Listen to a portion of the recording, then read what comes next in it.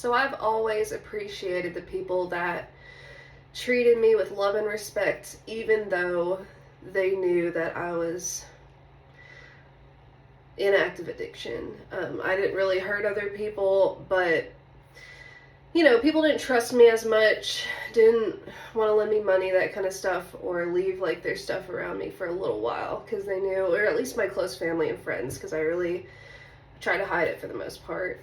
But there was one time I was trying to detox and I ended up giving up and being like, can you take me to a gas station so I can panhandle and buy drugs, please, basically. And he was like, okay. But my little brother, he never treated me like I was like that bad off, He always like treated me with love and respect.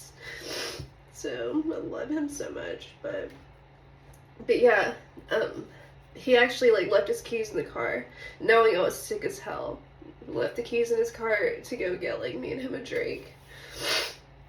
Because he knew I wasn't going to change my mind. But I really appreciated the fact that he left his keys in the car, knowing that I was like where I was at, like needing to go get drugs.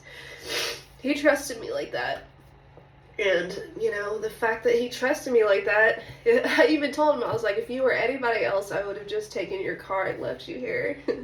Because, I'm needed right now. But just because you showed me that respect and love, I did it. And he was like, thank you. And I was like, I love you. And then I went and panhandled and then asked someone to take me there. And luckily, the first person I talked to, second person I talked to actually, first person gave me cash, and then the second person was like, I'll take you all the way where you need to go. And I was like, well, thank you. And yeah, and then I go out there, buy my drugs, and then panhandle at a gas station closer to there so I could panhandle some more. That was the worst of my addiction, but it never got worse than that. That was the worst moment, was me panhandling out there.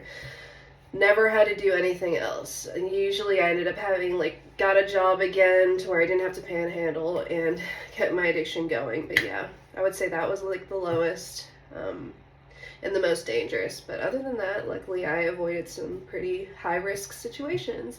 But thank you, Chris, for always loving me, and you knew I would get it together and you always told me I would. Fuck. Sorry, I'm trying not to curse as much, but my emotions are all coming back to me. So, yeah, and that's another really personal video for me. You're welcome. You're welcome.